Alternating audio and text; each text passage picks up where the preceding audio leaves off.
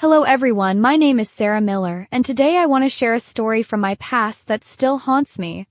Every time I think about it, I feel terrible and I can't help but blame myself. It's an experience I wish I had never gone through, but as we all know, life is never that simple. This story started many years ago when I was 18, living with my family in the beautiful city of Chicago. It's a city full of life, but like any place, it has its hidden dark sides. That time, I thought I had everything. My family was wealthy and both my parents were very successful. Be sure to hit the subscribe button and turn on notifications so you don't miss out on more true stories like this one. And don't forget to like the video to show your support. My dad, Thomas, was a busy businessman and my mom, Clara, was an interior designer with great taste. Even though they were busy with work, my parents always made time for me and my two older brothers, Max and James. They're 2 years older than me, and if I had to describe them, I would say they are both really good-looking and charming. I've always been proud to have brothers like them. Being the youngest, I was spoiled by my parents.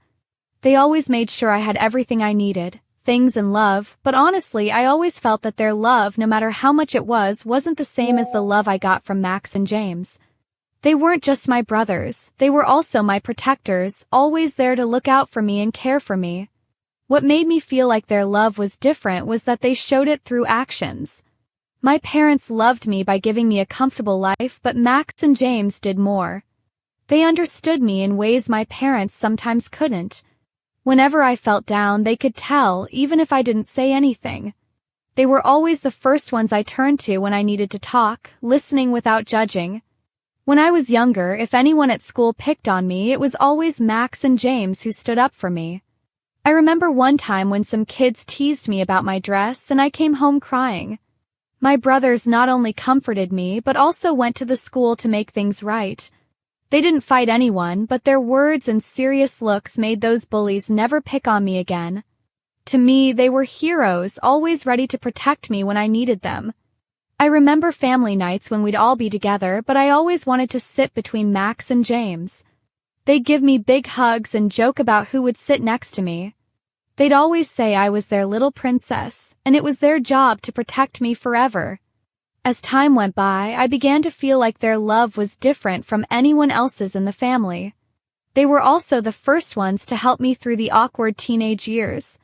When I started feeling insecure about how I looked, James spent time teaching me how to do my makeup, always reminding me that I was beautiful just the way I was. Max helped me pick out clothes and called me the cutest little sister ever. They made me feel special and loved without any conditions. In my eyes, my brothers weren't just family, they were my emotional support.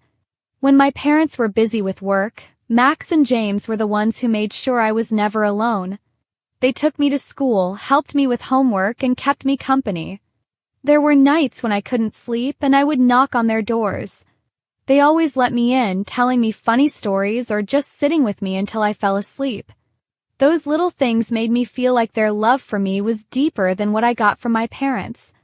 But that love, which I thought was perfect, became the source of my biggest regret. It's a story that takes more time to explain. I'm not sure anyone will fully understand, but everything that happened when I was 18 completely changed my life. When I feel brave enough, I'll tell you the rest of the story. I remember it so clearly.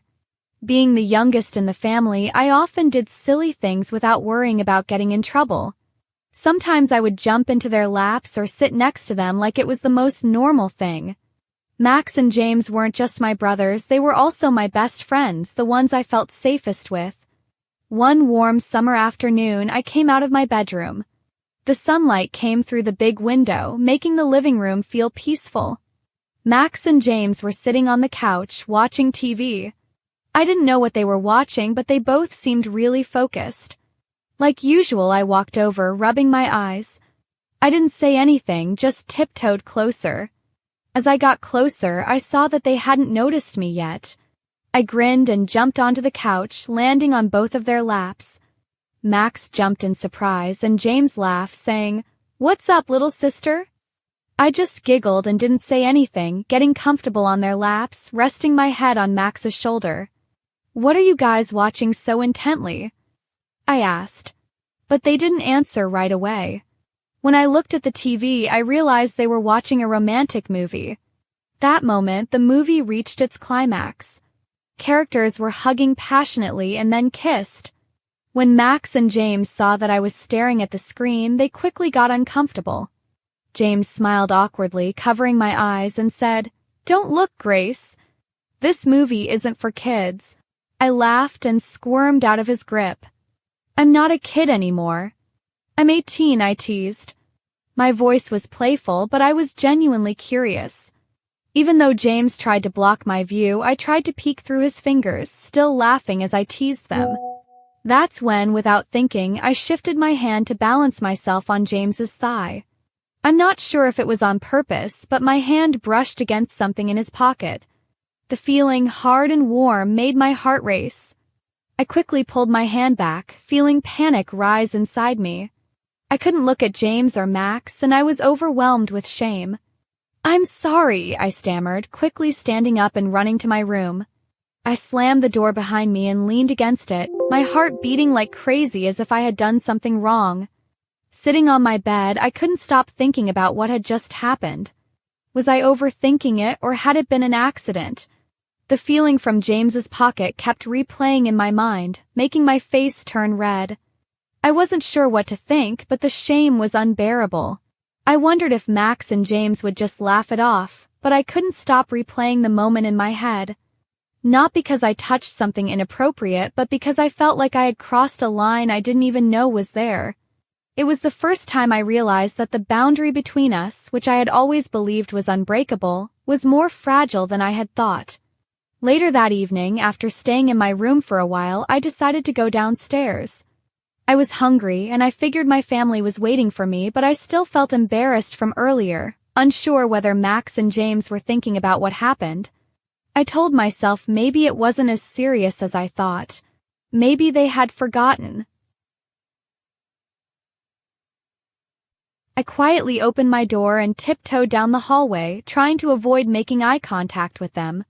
As I got closer to the living room, I stopped to listen. It seemed empty, and I sighed in relief. I thought they must be in the kitchen or somewhere else. When I entered the living room, I was surprised to see it completely empty. How strange, I thought, and stopped by the couch where I had been sitting earlier. Just as I was trying to figure out what was on TV, I heard voices behind me. James's voice called out, "What are you doing, Grace?" I jumped, and Max laughed loudly, saying, "You look like a thief." I screamed, spinning around to see them standing there. Their sudden appearance made my heart stop, and we all jumped at the same time. James and Max laughed while I stood there, holding my chest, startled but also laughing. "You scared me half to death," I said, trying to look mad but unable to stop laughing. "What about you?" "You look like you're up to something," Max teased, raising his eyebrows, and James patted my head playfully. "You're not going to eat something, are you?" I laughed along with them. The awkwardness from earlier seemed to vanish. I thought to myself, what I touched couldn't have been what I thought it was.